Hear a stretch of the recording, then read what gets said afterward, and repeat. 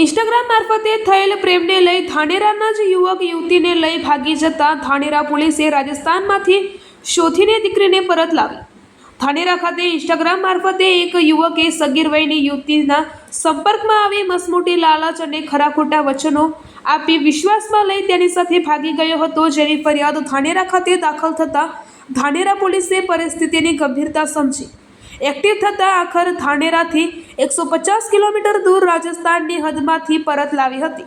આરોપી હોશિયાર હોવાથી મોબાઈલ નંબર જ બદલી નાખ્યો હતો, પણ ધાનેરા પોલીસ છેલ્લા 1 માસથી IMEના આધારે વોચમાં હતી. આખિર પોલીસના સતત પ્રયત્ન થકી માહિતી સામે આવતા દીકરીને પરત લાવવામાં આવી હતી. ધાનેરા પોલીસ સ્ટેશનમાં 1.5 માસ અગાઉ એક અપહરણનો ગુનો દાખલ કરવામાં આવેલ છે, જેમાં હકીકત એવી છે કે જે અપહરણકર્તા છે તેઓએ ઇન્સ્ટાગ્રામ આઈડી બનાવેલું, ફેક આઈડી, જેના મારફતે દીકરી છે આપણી સગીર વયની, એના સાથે ચેટિંગ કરવામાં આવે છે અને તેને ભોળવવામાં આવે છે.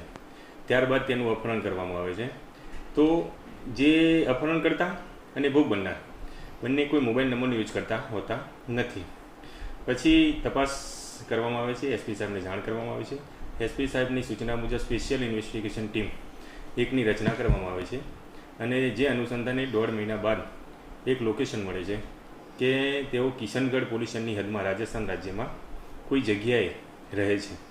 જે તો તાત્કાલિક રાત્રિના 2 વાગે SP સાહેબની સૂચના મુજબ ટીમ મોકલવામાં આવે છે અને એમને ઝડપી લેવામાં આવે છે અને અપહરણકર્તાના ચુંગાલમાંથી દીકરીને હેમખેમ પાછી લાવીને તેના પરિવારજનોને સોંપવામાં આવેલી છે.